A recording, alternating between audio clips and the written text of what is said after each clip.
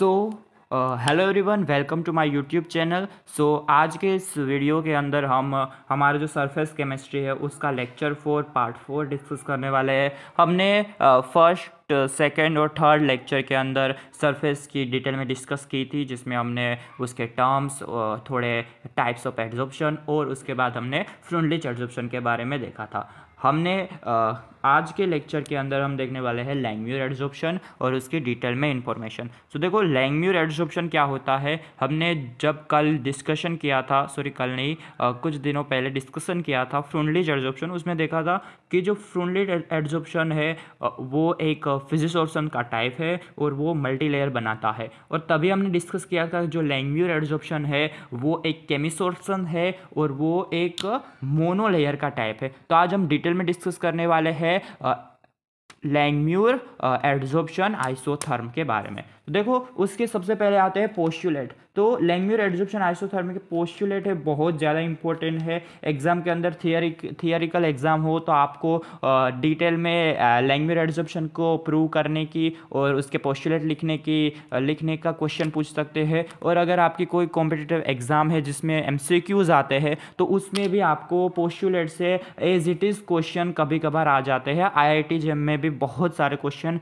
Postulate से as it is आए हैं और इसके फॉर्मूले से भी बहुत सारे क्वेश्चन आते हैं। तो हम आज के इस वीडियो में इसको डिटेल में डिस्कस करने की कोशिश करेंगे जिससे आपको समझ में आए। सबसे पहले बात करें पोस्टुलेट की, तो पहला पोस्टुलेट ये है कि the adsorption of gas in solid, मतलब जो हमारे गैसेस मोलिक्यूल होते हैं वो सॉलिड की सरफेस पे क्या होते हैं, एड्जॉर्ब होते हैं। मैंने यहाँ पे एक सरफेस ली है, सरफेस के ऊपर क्या है, कोई मोलिक्यूल क्या हो रहे हैं, एड्जॉर्ब हो रहे हैं। तो इसके अंदर क्या होता है, मेनली क्या होता है, गैसेस मोलिक्यूल क्या होते हैं, सॉलिड की सरफेस पे एड्जॉर्ब होते हैं। दूसरा पोस्टुलेट ये है कि जो हमारा लैंगम्यूर है, लैंगम्यूर एड्जॉर्प्शन है वो मोनोलेयर है और मोनोलेयर फॉलो करता है लाइक केमिसोर्सन। हमने कल ही हमने इसके प्रीवियस लेक्चर में ही डिस्कस किया था कि जो फ्रुंडलिच है वो क्या है, मल्टी लेयर और फिजी सोर्सन्स है। बट हमारा जो लैंगम्यूर है, लैंगम्यूर एड्जॉर्प्शन है वो मोनोलेयर है, मोनोलेयर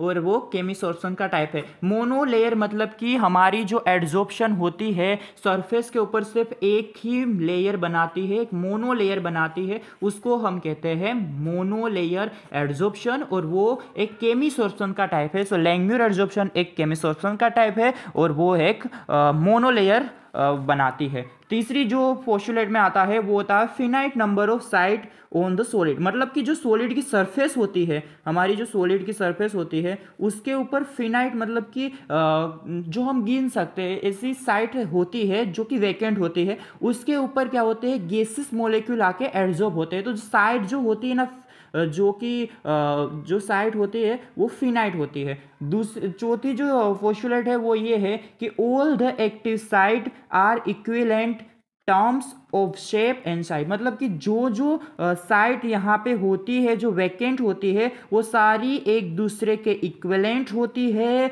और उन सब की जो साइज होती है, उन सब का शेप होता है वो बिल्कुल सेम होता है। अगर उन सब का शेप और साइज सेम होती है एक्टिवेटेड साइट्स की, तो जो हमारी डेल्टा एच एब्जॉर्प्शन होती है वो भी सेम होती है, क्योंकि उसकी ऑल साइड क्या होती है, सेम होती है। So delta H of adsorption same for all side because all side are equivalent। यहाँ पे 6 पोस्टुलेट ये कहता है कि फ्री गैस मोलिक्यूल, मतलब कि जो गैस मोलिक्यूल अभी एड्जॉर्ब नहीं हुए हैं सरफेस के ऊपर और जो एड्जॉर्ब हो चुके हैं वो दोनों एक दूसरे के डायनेमिक इक्विलिब्रियम में होते हैं, मतलब कि ये कभी यहाँ एड्जॉर्ब हो जाएगा तो ये कभी फ्री हो जाएगा, मतलब एड्जॉर्प्शन डिसॉर्प्शन होता रहेगा। तो फ्री गैस मोलिक्यूल होते हैं एंड जो एड्जॉर्ब्ड गैस मोलिक्यूल होते हैं वो दोनों एक दूसरे में डायनेमिक इक्विलिब्रियम में होते हैं। 7 पोस्टुलेट ये कहता है कि जो हमारा एड्जॉर्प्शन जो होता है एट वन साइड, मतलब जहां पे भी एड्जॉर्प्शन हो रहा है जिस साइड के ऊपर, वो इंडिपेंडेंट होता है किसके, नेबर साइड्स के, मतलब यहाँ की जो इसकी नजदीक की, इसकी नियर साइड जो है, नेबरिंग साइड्स है, उससे इंडिपेंडेंट होता है ये वाला एड्जॉर्प्शन। तो इस वजह से हमने पोस्टुलेट देख लिए। तो ये सारे पोस्टुलेट को हम रिवाइज कर लेते हैं। तो सबसे पहला जो पोस्टुलेट यही कहता है कि यहाँ पे क्या होता है, एड्जॉर्प्शन होता है कहाँ पे, सॉलिड की सरफेस पे गैसेस मॉलिक्यूल क्या करते हैं, एड्जॉर्ब करते हैं। दूसरी चीज होती है कि हमारा जो लैंगम्यूर एड्जॉर्प्शन है वो मोनोलेयर बनाता है, क्योंकि ये एक केमिसोर्प्शन का टाइप होता है। तीसरी चीज ये होती है कि यहाँ पे फाइनाइट नंबर ऑफ साइड होती है, और जो ऑल साइड है वो एक दूसरे की इक्विवेलेंट होती है, और उनके शेप और साइज कैसी होती है, सेम होती है। अगर उन सब की शेप और साइज सेम है तो उनकी डेल्टा एच एड्जॉर्प्शन सारे की सारे साइड की एकदम सेम होंगी। दूसरी चीज यहाँ पे ये होती है कि हमारे जो फ्री जो गैस मॉलिक्यूल है और जो एड्जॉर्प्शन गैस मॉलिक्यूल है वो दोनों एक दूसरे के डायनेमिक इक्विलिब्रियम में लाइक करते हैं। 7 जो टर्म होता है वो ये कहता है, पोस्टुलेट ये कहता है कि जो हमारे एड्जॉर्प्शन जो होता है एट वन साइड पे वो इंडिपेंडेंट होता है उसकी नेबरहुड साइड के, मतलब उसकी जो बाजू की जो साइड है उस पर डिपेंड नहीं करता। तो ये पोस्टुलेट थे। होप कि आपको पोस्टुलेट अच्छे से क्लियर हो चुके हैं। अगर आपको पोस्टुलेट क्लियर हो चुके हैं, आफ्टर लैंगम्यूर पोस्टुलेट ऑफ आइसोथर्म हम डिस्कस करने वाले हैं जो लैंगम्यूर ने फॉर्मूला कैसे प्रूव किया फॉर मोनोएटॉमिक गैस के लिए। अब मोनोएटॉमिक गैस क्या होते हैं, जो कि गैस में क्या होता है, सिर्फ एक ही एटम होता है। हमें पता होता है नोबल गैस होते हैं, हीलियम, नियोन, आर्गोन, वो सारे के सारे मोनोएटॉमिक है, उनमें सिर्फ एक ही एटम लाइक करता है। अब बात करता हूं मैं ऑक्सीजन की, तो O2, तो ये O2 है, मतलब ये डायएटॉमिक है, और N2 ये भी एक डायटोमिक गैस है। तो यहाँ पे हम सबसे पहले जो डिस्कस करने वाले हैं, एड्जॉर्प्शन होने वाला है सरफेस के ऊपर, कोई भी सॉलिड की सरफेस के ऊपर क्या होने वाला है, एड्जॉर्प्शन होने वाला है, वो मोनोएटॉमिक गैस का होने वाला है। मतलब कोई भी मोनोएटॉमिक गैस होंगी वो क्या करेंगी, एड्जॉर्ब करेंगी सॉलिड की सरफेस के ऊपर। तो मेरा यहाँ पे सिर्फ यही बात थी कि मोनोएटॉमिक क्या होता है वो आपको समझाना।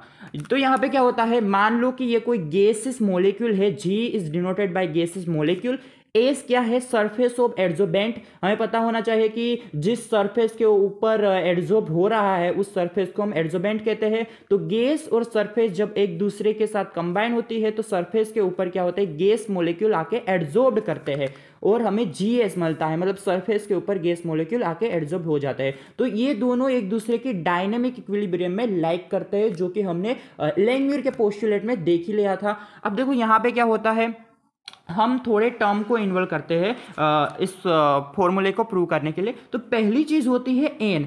एन यहाँ पे क्या है, N equal to total number of site, मतलब कि हमारे जो सरफेस के ऊपर कितनी नंबर ऑफ साइड है, अवेलेबल साइड कितनी है, उसको हम डिनोट करेंगे एन से। मतलब कितनी नंबर ऑफ साइड यहाँ पे इन्वॉल्व है उनको हम डिनोट करेंगे एन से।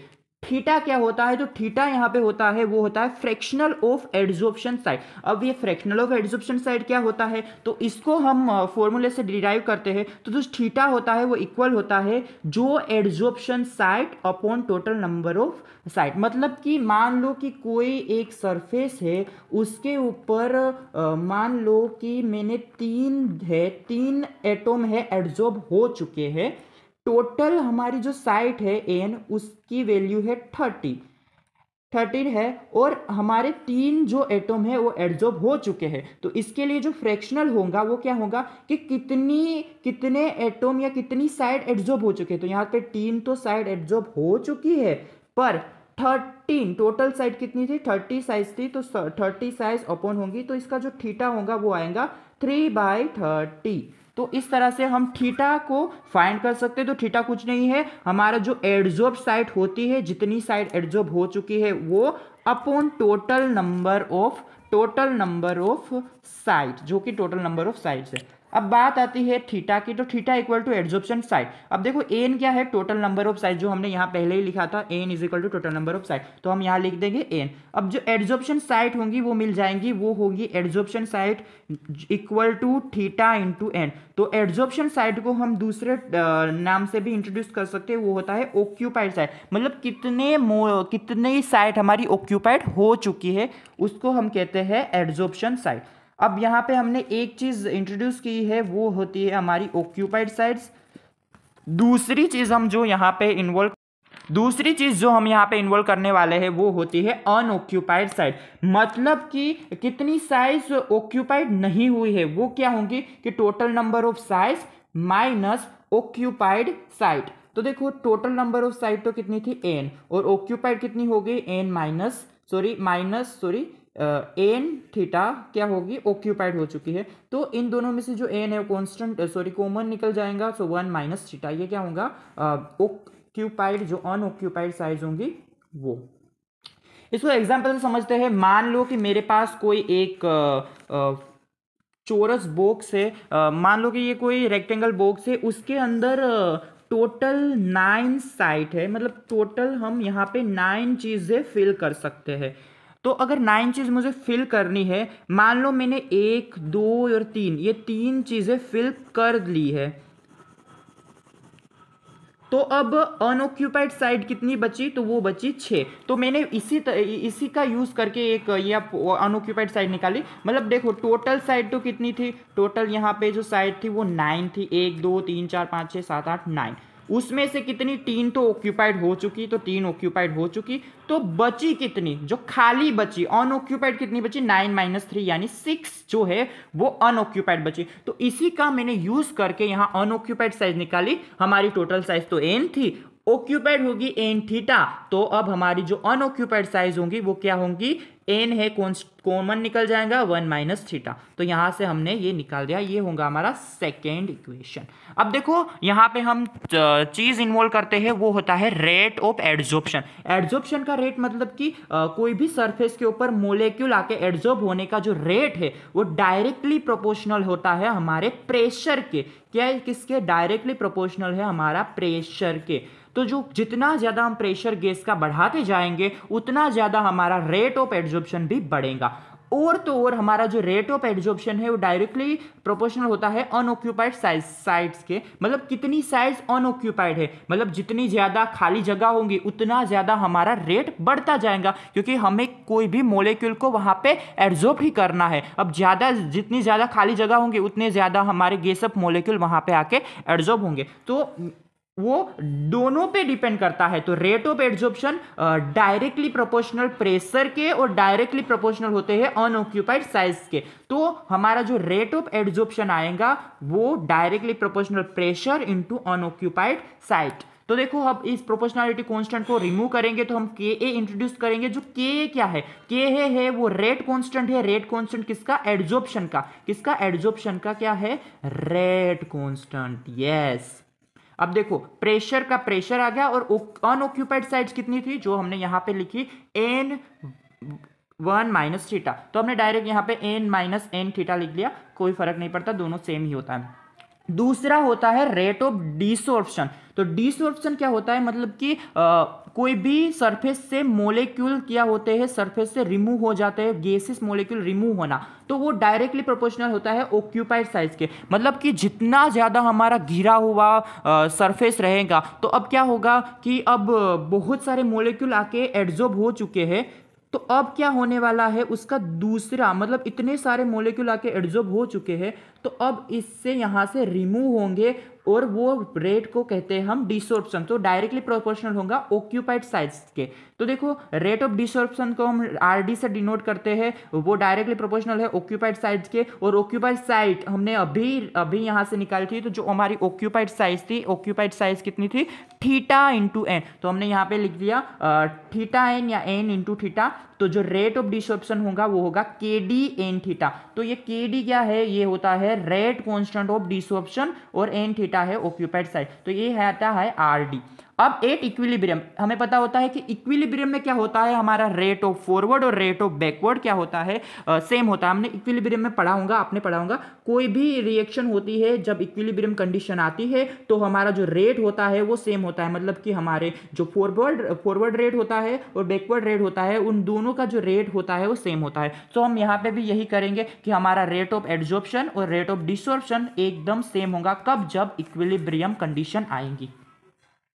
सो हम दोनों के दोनों जो फॉर्मूलेस हमने निकाले थे रेट ऑफ एड्जॉर्प्शन के और रेट ऑफ डिसॉर्प्शन के, उसको इक्विलेट करेंगे एट इक्विलिब्रियम कंडीशन पे। तो क्या होगा, हमारा रेट ऑफ एड्जॉर्प्शन क्या आया था, K A P N minus N theta, और रेट ऑफ डिसॉर्प्शन क्या आया था, के डी इंटू एन थीटा। दोनों में मुझे एन कॉमन लग रहा है, तो मैं दोनों इक्वल टू के इस साइड है, तो हम एन को क्या कर देंगे, कैंसल आउट कर देंगे। अब देखो यहां पे क्या हुआ, के ए है और यहाँ पे के डी है, दोनों के दोनों क्या है, कांस्टेंट क्वांटिटी से, दोनों के दोनों रेट कांस्टेंट है और वो कांस्टेंट रहेंगे, तो के अपन के डी करेंगे, यहाँ पे प्रेशर का प्रेशर, और इस टर्म को हम इसके नीचे ले जाएंगे। आपको पता होना चाहिए जो यहाँ मल्टीप्लाई में होता है वो यहाँ जाएगा, वो डिवाइड में चला जाएगा। तो अब देखो ये के अपन जो के डी आया उसको मैंने एक दूसरे कांस्टेंट के से डिनोट किया, कैपिटल के से डिनोट किया, और यहाँ पे पी यानी आपका प्रेशर वो इक्वल आ गया थीटा 1 माइनस थीटा। तो अब देखो ये जो के हमने जो इंट्रोड्यूस किया न्यू कांस्टेंट, उसको ही कहेंगे हम